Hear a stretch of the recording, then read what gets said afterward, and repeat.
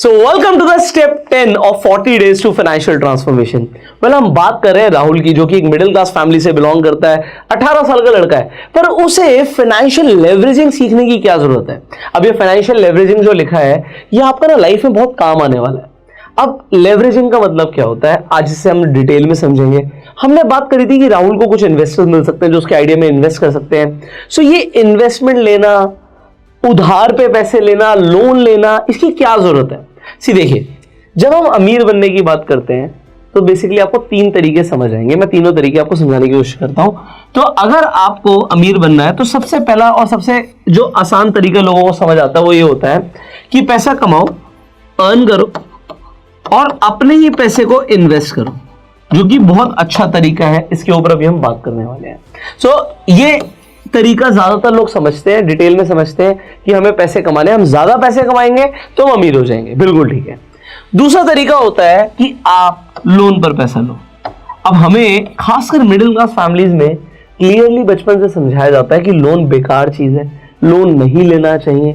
Loan लोगे तो एक चक्रव्यूह में फंस जाओगे, लोन लोगे तो बस ईएमआई देते हुए रह जाओगे, जो कि बिल्कुल भी गलत नहीं है। ये सारी बातें जो आपने सुनी है ये सही है, पर किस सिनेरियो में, इसे भी हम समझेंगे। और तीसरा तरीका होता है कि आप किसी को अपने साथ पार्टनर बना लो और इन्वेस्टमेंट ले लो। अब ये इन्वेस्टमेंट जब हम लेते हैं तो बेसिकली आपने सुना होगा कि हम इक्विटी के बदले में इन्वेस्टमेंट लेते हैं। अब ये क्या होता है इसे भी हम आज समझेंगे। तो लेवरेजिंग, इसका मतलब क्या है। सबसे पहले फाइनेंशियल लेवरेजिंग को समझते हैं। तीन तरीके आपने समझ लिए। देखिए, एग्जाम्पल के लिए आपके पास कोई बिजनेस आइडिया है। अब इस बिजनेस आइडिया में आपको ऐसा लगता है कि 100% की रिटर्न्स आ सकती हैं अगले 6 महीने के अंदर। आप कहोगे यार ये तो बहुत कमाल की चीज है, 100% मतलब पैसा डबल हो जाएगा।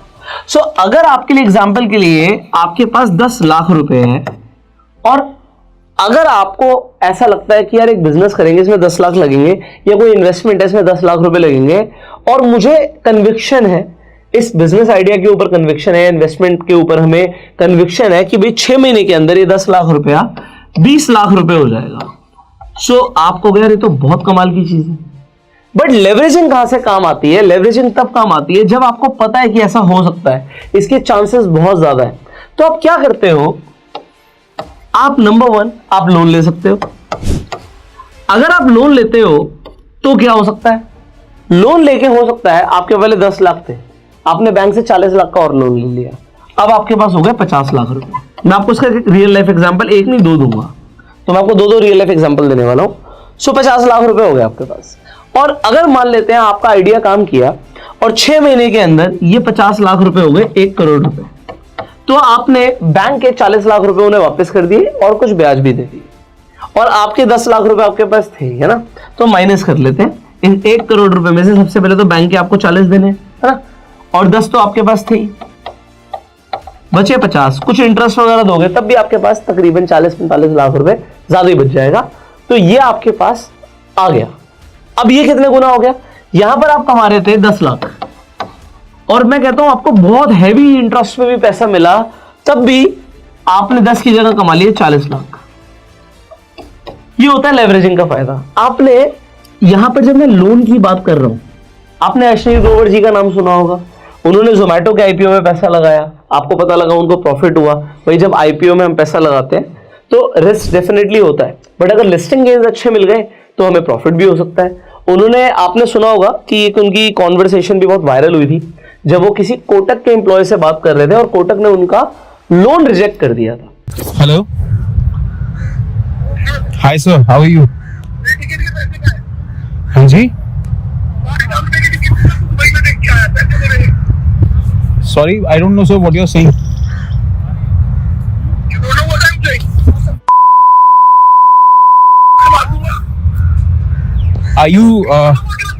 Are you drunk sir by any chance? अब कोटक से वो लोन क्यों ले रहे थे, क्योंकि उन्हें नाइका के आईपीओ में पैसा लगाना था। आपको अगर ध्यान हो तो उसमें लिस्टिंग गेन मिला था। तो अगर वो बैंक से एग्जांपल के लिए 500 करोड़ रुपए उठा लेते, और 500 करोड़ होता है, 50 करोड़ होता है, एग्जाम्पल के लिए अमाउंट है, बट 500 करोड़ उठाया बैंक का, और अगर वो ऑलमोस्ट डबल हो गया, मैं कहता हूं 500 का आप कहते हो 800 करोड़ भी हो गया, तो बैंक के 500 वापस किए, कुछ इंटरेस्ट दिया, भाई 250-300 करोड़ रुपए बच गया। आप कहोगे क्या क्या क्या क्या बातें चल रही है, सब कुछ समझ नहीं आ रहा, क्योंकि 250-300 करोड़ कोई मजाक है क्या? मजाक कुछ नहीं। बट पॉइंट ये है कि लेवरेजिंग के कुछ नुकसान भी है।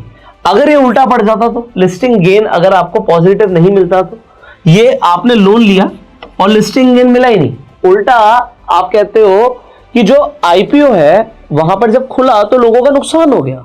अगर नुकसान हो गया, मान लेते हैं 100 करोड़ का नुकसान हो गया, तो उस आदमी की इतनी हैसियत होनी चाहिए कि वो 100 करोड़ का नुकसान भी झेल पाए। जब आपको आइडिया पे कन्विक्शन है तो बहुत अच्छा रहता है लेवरेजिंग। पर कभी कभी क्या होता है कि जहां पर लॉस की प्रोबेबिलिटी होती है वहां पर बंदा लोन लेने से ना बहुत घबराता है।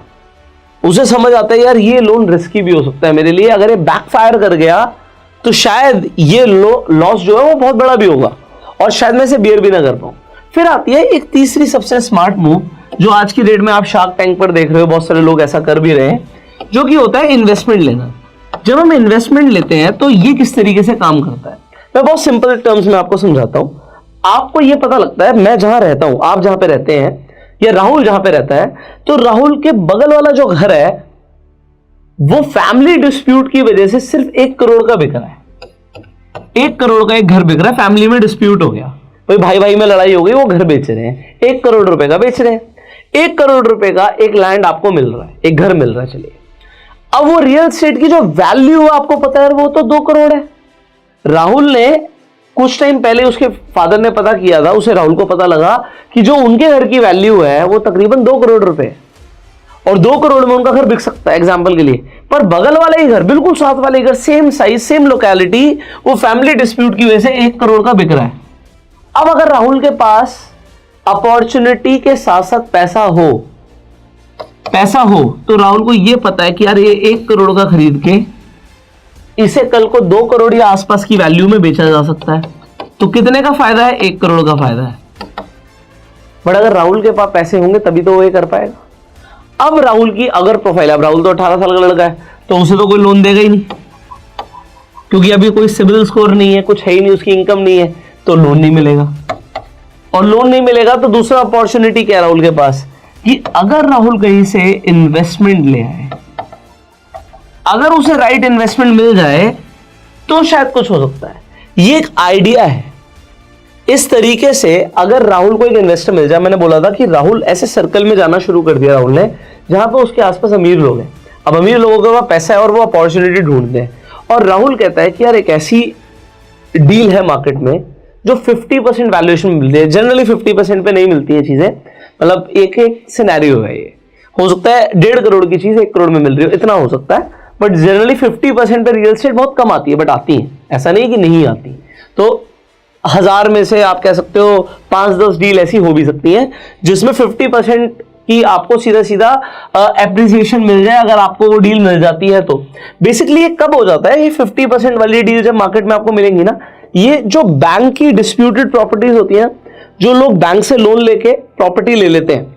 तो अभी हम लोन की बात कर रहे थे इससे पहले, अब किसी ने लोन ले लिया बट वो चुका नहीं पा रहा, तो वो जो प्रॉपर्टी है वो डिस्प्यूट में जाती है और फिर वो ऑक्शन पे जाती है। तो ऑनलाइन ऑक्शंस होते हैं, अगर आपको ऑक्शन में प्रॉपर्टी मिल जाती है तो जनरली अगर कोई अच्छी प्रॉपर्टी आपको मिल गई ऑक्शन में, तो ऐसा कई बार होता है कि आपको 50% या 40% डिस्काउंट पे प्रॉपर्टी मिल जाती है, और अगर आपकी नाम हो जाती है उसके बाद आप बेचते हो तो डेफिनेटली आपको फायदे हो सकते हैं। बट रियल एस्टेट का जो बिजनेस है वो थोड़ा सा डिफरेंट है, तो ये लोकेलिटी टू लोकेलिटी वेरी करता है, इसमें बहुत सारी चीजें, बहुत सारे फैक्टर्स इन्वॉल्व रहते हैं। सबसे इंपॉर्टेंट होता है लोकेशन। सो ये एक आइडिया था।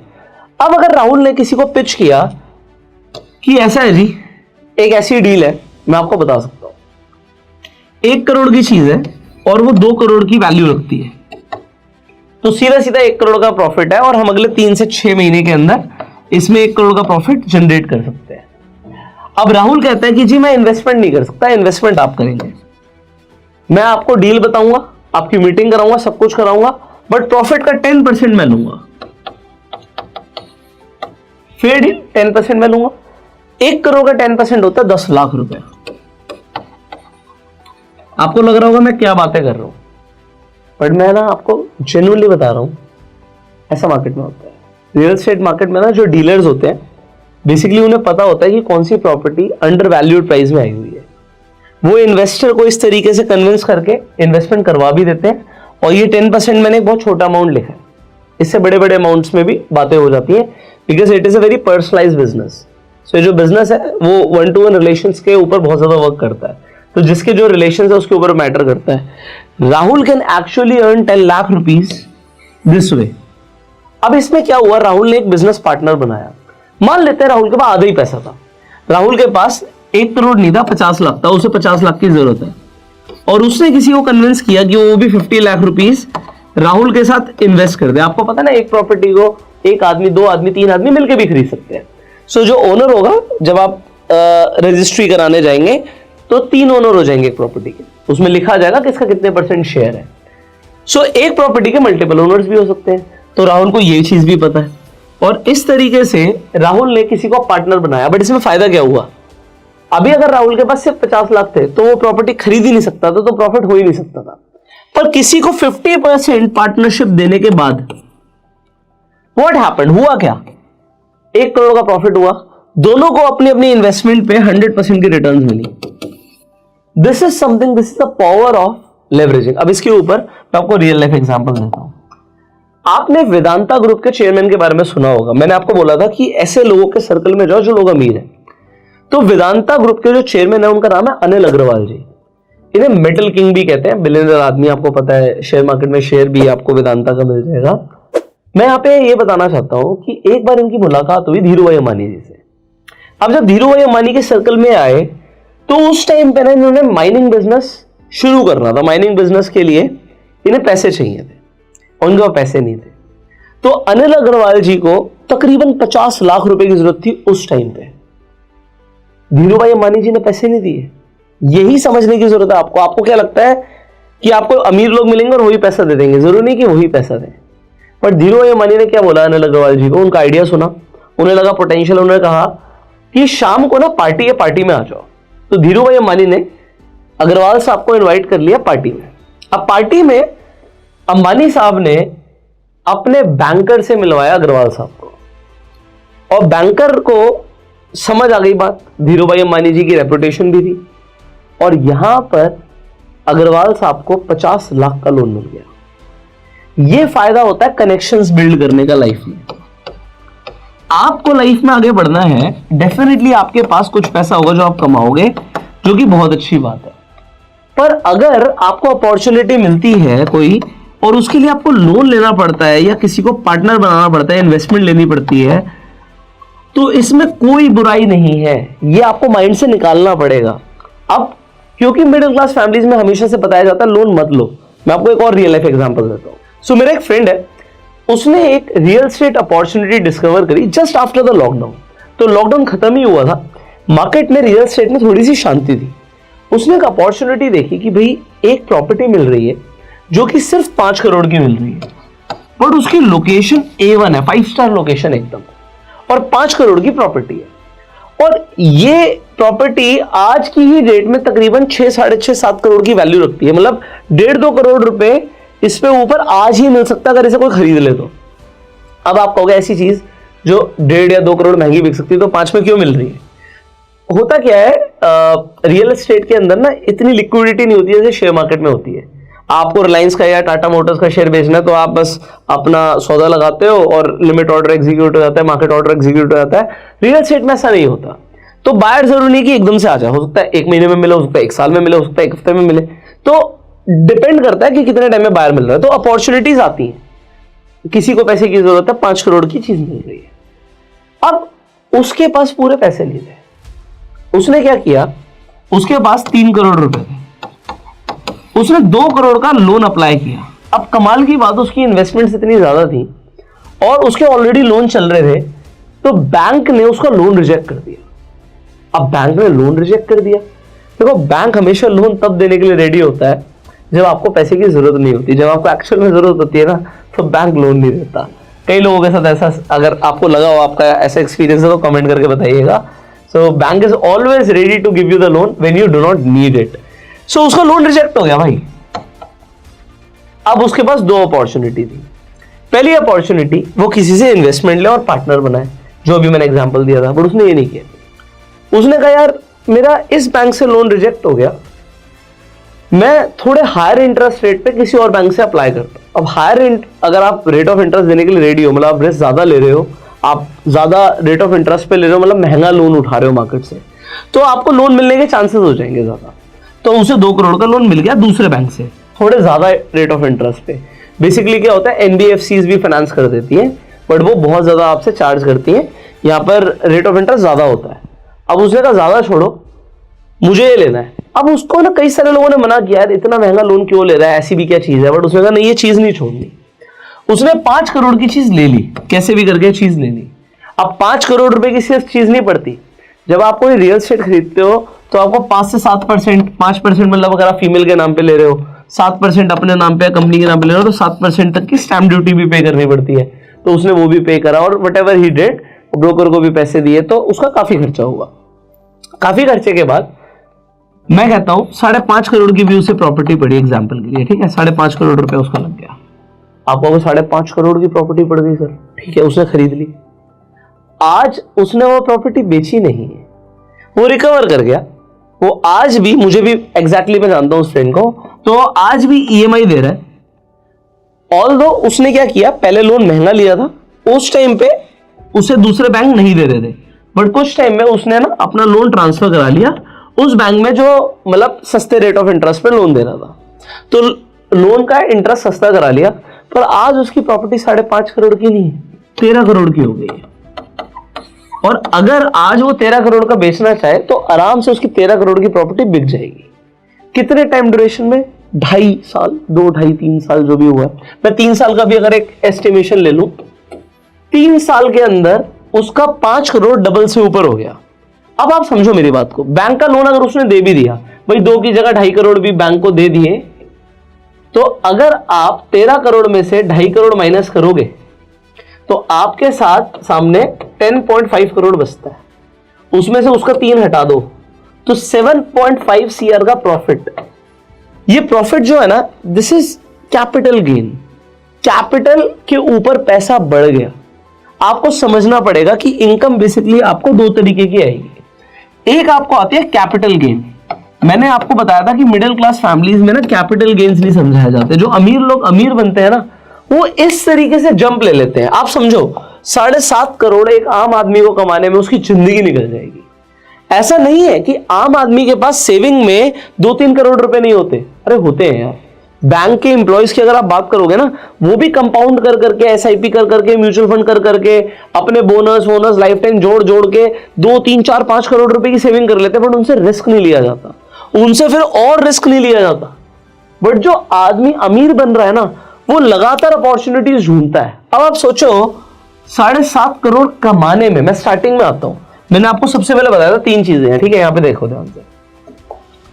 ये कमाने में जिंदगी निकल जाती, एक आम आदमी की जिंदगी निकल जाती पैसा कमाने में। फिर वो इन्वेस्ट करता। तो मैंने आपको एग्जांपल दिया, ऐसे बहुत से लोग हैं, उन्होंने कमाए, जॉब्स करी, धीरे धीरे धीरे करके पैसा जोड़ा, बोनस जोड़ा, सब कुछ जोड़ा, कहीं से भी पैसा है जोड़ते चले गए, कंपाउंड हुआ पैसा और एक कई करोड़ का कॉर्पस उनका बन गया। पर उसके बाद क्या? उसके बाद वो रिस्क नहीं लेना चाहते उस पैसे के ऊपर। दूसरी चीज है, जैसे मैंने आपको एग्जांपल लोन का दिया, और तीसरा है कि आप इन्वेस्टमेंट ले सकते हो, but you will have to make your mind. अब अगर आप एलॉन मस्क के बारे में समझोगे, देखो आज की डेट में एलॉन मस्क सैलरी नहीं लेते, बड़े फेमस है कि सैलरी नहीं लेते, टैक्सेस बचाते हैं। होता क्या है, जो मिडिल क्लास है ना, मिडिल क्लास टैक्सेस देते हुए रह जाती है। इनफैक्ट ऐसा नहीं, मैं भी बहुत टैक्सेस देता हूँ। मैं अपनी वाइफ को ही बता रहा था, तो हुआ क्या, मेरी वाइफ एक कंपनी का क्रेडिट कार्ड अप्लाई कर रही थी अपने लिए, तो कहती इस पे ना बड़े ऑफर्स आते हैं। मैंने कहा कर ले अप्लाई। तो वो क्रेडिट कार्ड अप्लाई कर रही थी, तो उसमें ना उसने आईटीआर डालनी थी, एनुअल आईटीआर। तो उसने अपनी आईटीआर डाली, कह रही ये ले नहीं रहा, ये रेड दिखा रहा है, मतलब एरर दिखा रहा है। मैंने कहा क्यों हो गया ऐसा? कह रही लिखा हुआ आ रहा है कि 6 लाख से लेके 1 करोड़ तक की आईटीआर डाले। आप समझ रहे मेरी बात को? मतलब ज्यादातर लोगों के पास, मतलब जो आईटीआर होती है, इनकम टैक्स रिटर्न, वो इतनी बड़ी नहीं होती है। तो बैंक ने भी स्टैंडर्डाइज प्रोसीजर कर दिया कि भैया जो अप्लाई करेगा, इससे ऊपर वाली जो आईटीआर है वो ऐसे ऑनलाइन आगे अप्लाई नहीं करने वाले, वो बैंक के किसी रिलेशनशिप मैनेजर के थ्रू अप्लाई करेंगे। सो ये वाइफ की बात मैंने आपको क्यों बताई? पॉइंट इज दिस, जो टैक्स है ना, ये इंपॉर्टेंट है समझना। इसके ऊपर हम आगे बात करने वाले हैं। टैक्स, तो हम इलॉन मस्क की बात कर रहे थे कि वो टैक्स कैसे बचाते हैं। जब हम सैलरी लेते हैं तो सैलरी पे ना आप टैक्स नहीं बचा सकते, आप कुछ कर लो। मतलब जो सबसे ज्यादा गवर्नमेंट टैक्स वसूलती है वो वसूलती है सैलरीड लोगों से, क्योंकि सैलरी में क्या होता है, जब आप सैलरी अर्न करते हो, अब आप 10, 20, 30 हजार की बात मत करना, बट मान लो आप 1 लाख 2 लाख या कुछ बड़ी सैलरी अर्न करते हो, आप समझ ही नहीं रहे, आप साल में 5 महीने सिर्फ सरकार के लिए काम कर रहे हो। इंडिया में टैक्सेस ऑलमोस्ट 40% या 40% से प्लस ही चले जाते हैं इंडिविजुअल्स के लिए। तो 40% टैक्स है यार, साल में 12 महीने, 5 महीने सरकार के लिए काम कर रहे हो अगर आप अच्छा कमा रहे हो सैलरी के थ्रू। बट थोड़ा सा बिजनेसमैन टैक्स को प्लान कर लेते हैं। एग्जाम्पल मैं इलॉन मस्क का आपको दे रहा था, तो वो क्या करते हैं, सैलरी नहीं लेते, क्योंकि अगर वो सैलरी लेंगे, जैसे ही कंपनी अकाउंट से टेस्ला से उन्होंने सैलरी ली तो यूएस गवर्नमेंट क्या बोलेगी कि मुझे टैक्स दो, तो वो क्या करते हैं, वो कहते हैं जी सैलरी नहीं लेना। मुकेश अंबानी जी भी शायद सैलरी नहीं लेते। तो ये लोग बड़ा स्मार्ट प्ले करते हैं, ये अलग अलग तरीके से पैसा लेते हैं। पैसा तो लेते ही हैं, ये शेयर्स के थ्रू पैसा ले लेते हैं। वो कहते हैं जी मैं कंपनी से सैलरी नहीं ले रहा, कंपनी से शेयर्स ले रहा हूं। और एलॉन मस्क साहब क्या करते हैं, वो इन शेयर्स को गिरवी रख देते हैं। जब वो गिरवी रख देते हैं तो बैंक से लोन ले लेते हैं। अब जब लोन का कोई पैसा आता है, मान लो आपने मुझे लोन दिया, अगर आपने मुझे 1 करोड़ का लोन दे दिया और मैंने अपनी बुक्स में दिखाया ये लोन है, तो 1 करोड़ पे कोई टैक्स नहीं देना। ये 1 करोड़ आपका है, मुझे आपको वापस करना है, वो एक अलग बात है। उसमें मुझे इंटरेस्ट देना पड़ सकता है ना, कुछ ईएमआई बन सकती है, वो एक अलग बात है। बट अभी 1 करोड़ पे टैक्स नहीं लगेगा। बट अगर आपने मुझे ये दिखा दिया, आपने मुझे सैलरी दी है, तो सरकार सबसे पहले बोलेगी टैक्स दो। सिमिलरली मुकेश अंबानी जी डिविडेंड्स ले लेते हैं। अब डिविडेंड्स में क्या होता है, डिविडेंड्स की कैलकुलेशन अलग है टैक्सेशन की। So they try to save taxes somehow. अब टैक्स की हम डिटेल में बात करेंगे, क्योंकि अभी राहुल ने यार इतने पैसे शायद अभी तक, तो अभी वो सुन ही रहा है, अभी वो मुझे सुन रहा है, तो टैक्सेस की बात तक वो नहीं पहुंचा, क्योंकि अभी 18 साल से होता है, आज ग्रो करते करते वो 19, 20, 21, 22 साल का हो गया हो। बट टैक्सेस समझने जरूरी है। जैसे जैसे कोई आदमी पैसे कमाएगा उसे समझ आएगा कि टैक्सेस समझने कितने ज्यादा जरूरी है। और एक बिजनेसमैन को ये चीजें सबसे ज्यादा समझ आई जाती हैं, क्योंकि बिजनेस करते करते बिजनेस की समझ सबसे ज्यादा बढ़ती है। सो आज इस कंसेप्ट में, इस स्टेप के अंदर आपने ये समझा कि राहुल को अगर अपॉर्चुनिटी मिले लाइफ में ग्रो करने की, तो उसे ये समझना है कि भाई अमीर बनने के 3 रास्ते हैं। एक जो दुनिया उसे बताएगी कि पैसे जोड़ और इन्वेस्ट कर, तो ये तो सभी बता रहे हैं, इसमें क्या नया है। बट लोन लेके भी अमीर बना जा सकता है, अगर वो लोन आपके शौक मौज के लिए नहीं है, वो बिजनेस या इन्वेस्टमेंट के लिए। मतलब अगर आप सिर्फ गाड़ी के लिए लोन ले रहे हो कि मुझे गाड़ी दिखानी है, एग्जाम्पल के लिए मैं एक लड़के को जानता हूँ, 15,000 रुपए कमाता है और अभी आईफोन 15 प्रो आया है। वो कह रहा है जी मेरे पास क्रेडिट कार्ड है और मैं क्रेडिट कार्ड से आईफोन 15 प्रो निकलवाऊंगा। HDFC का क्रेडिट कार्ड है, 5,000 का सर कैशबैक मिलेगा और उसके बाद मैं EMI करा लूंगा, मैं धीरे धीरे करके दे दूंगा, मैं 15,000 कमा रहा हूं, कल को मेरी सैलरी भी बढ़ जाएगी। तो आप समझ रहे हो उसका क्या होने वाला है, he is never going to be rich. Similarly there is another concept, एक है आप इन्वेस्ट कर रहे हो, एक है आप लोगों की भी इन्वेस्टमेंट्स ले सकते हो। तो जितनी भी बड़ी बड़ी कंपनीज हैं ये फंडिंग्स लेती रहती हैं, लोन लेती रहती हैं, चलता रहता भाई प्रोसेस, है ना। So there is nothing wrong. So Rahul अगर कल को अपनी कोई कंपनी बनाए तो एक चीज बस ध्यान रखनी है, जो हमने इससे पहले भी डिस्कस करी थी, आपको ना एटीट्यूड क्या लेकर आना है। बस ये लास्ट में बस एटीट्यूड की बात करूंगा। आपको एटीट्यूड ये वाला लेकर आना है, जब मैंने बात करी थी ना कि मैं आपका फायदा करा सकता हूं। मैं यहां पर एक और एग्जांपल देता हूं। तो मेरे एक फ्रेंड है, वो बिजनेसमैन है, तो उसके पास ना लोग आते रहते हैं और बड़ा पॉपुलर है वो, तो उसके पास ना फंडिंग मांगने भी काफी लोग आते रहते हैं, अपने स्टार्टअप्स पिच करते हैं और अपने कंसेप्ट बताते हैं। तो मैं बैठा हुआ था उसके ऑफिस में, तो एक लड़का आया, उसके साथ एक और फ्रेंड था, उसका को फाउंडर था, और उसने पिच किया वहां पे अपना आइडिया। मुझे आइडिया वगैरह तो सब सही लगा, बट मेरे फ्रेंड ने रिजेक्ट कर दिया, कहता I am not willing to invest. तो उसने कहा मैं इन्वेस्ट नहीं करना चाहता और उसे भेज दिया वापस। तो मैंने कहा यार इनका अच्छा तो लग रहा है, बिजनेस ठीक ठाक कर भी रहे हैं, तो तूने मना क्यों किया। तो कहता मैंने मना इसलिए किया कि ये लड़का ना बहुत नीडी लग रहा था, ये लड़का बहुत नीडी लग रहा था, मुझे कमा के नहीं देने आया, ये खुद जरूरत में है, इससे ना कंपनी के खर्चे नहीं संभाले जा रहे, इसने एम्प्लॉयज हायर कर लिए हैं, डेवलपर हायर कर लिए, सैलरीज नहीं निकल रही है इसकी, और इसने पहले भी जो पैसे उठाए हैं उनको भी कुछ कमा के नहीं दिया, मेरे से भी ले लेगा, मेरे भी पैसे डूब जाएंगे। मतलब इन्वेस्टर को सबसे ज्यादा क्या पड़ी है कि मुझे कमा के देगा नहीं देगा, उसे ये नहीं पड़ी आप क्या सोचते हो कि मेरे पास आइडिया बहुत बढ़िया है, इन्वेस्टर इन्वेस्ट कर देगा? अरे इन्वेस्टर को इन्वेस्ट सिर्फ तभी करना है जब उसे दिख रहा है मेरा पैसा ग्रो के वापस आएगा। जब मैंने एग्जांपल आपके सामने दिए थे कि भाई आपको कोई डील मिलती है जो 1 करोड़ की चीज 2 करोड़ की बिक सकती है, या एक चीज जिसके अंदर सामने वाले को प्रॉफिट दिख रहा है, यार 100% का प्रॉफिट है, तो पैसा लगाने के लिए दुनिया रेडी है, क्योंकि आप सामने वाले को अपॉर्चुनिटी दिखा रहे हो, प्रॉफिट दिखा रहे हो। बट लोग क्या दिखाते हैं? डेस्परेशन दिखाते हैं, हमें पैसा दो, हमें जरूरत है। भाई पैसे के पीछे भागोगे, लड़की के पीछे भागोगे, दोनों नहीं मिलेंगी। डेस्परेट कहते हैं ना, वो डेस्परेशन में कुछ नहीं मिलता है, डेस्परेट आदमी को कुछ नहीं मिलता। तो अगर आप डेस्परेशन दिखाओगे नहीं मिलेगा, बट अगर आप अट्रैक्ट करोगे तो दोनों ही आपके पास आएंगी, पैसा भी आएगा, लड़कियां भी आएंगी। तो लड़कियों की बात नहीं करते यार, ये चैनल ठीक नहीं है उसके लिए बात करने के लिए। यू नीड टू अट्रैक्ट यार, और इट इज ऑल्सो फॉर, सिर्फ लड़कियों की बात नहीं है, लड़कों के लिए भी बात है। तो आपको क्या करना है, आपको सामने वाले को अपॉर्चुनिटी दिखानी है कि तेरा फायदा है भाई, है ना। आपको किसी लड़की से प्यार है, आपको लगता है यार वो बड़ी सुंदर है, वो मुझे अपना टाइम दे रही है, आप उसे अपना टाइम दे रहे हो, आप ये तो सोच ही नहीं रहे, मतलब आपकी कोई वैल्यू नहीं है, आपके आइडिया की कोई वैल्यू नहीं है। सामने वाला एक रिलेशनशिप में तब आएगा जब आपको भी कुछ मिल रहा है और सामने वाले को भी कुछ मिल रहा है। सिमिलरली कोई बिजनेस डील में भी तभी आएगा जब सामने वाले को भी कुछ मिल रहा है और आपको भी कुछ मिल रहा है। पर आपको डेस्परेशन नहीं दिखानी। देखो एक दिन में क्लियर नहीं हो सकता है, पर इसके ऊपर हम आने वाले एपिसोड में बात करने वाले हैं। एंड अभी तो सिर्फ 10 ही दिन हुए हैं, अभी तो 30 दिन की जर्नी बाकी है। तो काफी कुछ ऐसी चीजें जो मुझे लगता है कि राहुल के साथ मुझे शेयर करनी चाहिए।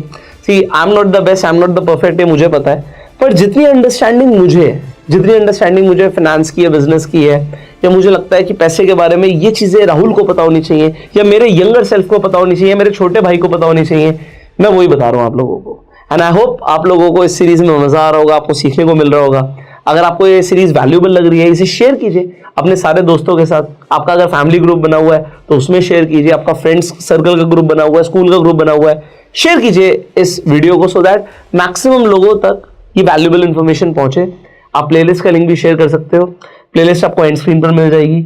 I will see you in the next video. प्यार देने के लिए लाइक कर सकते हैं, सवाल है कमेंट्स में पूछ सकते हैं, और सब्सक्राइब नहीं किया सब्सक्राइब कर लीजिए, बेल आइकन पे क्लिक कीजिए। So see you in the next video, till that time you go self made and जय हिंद।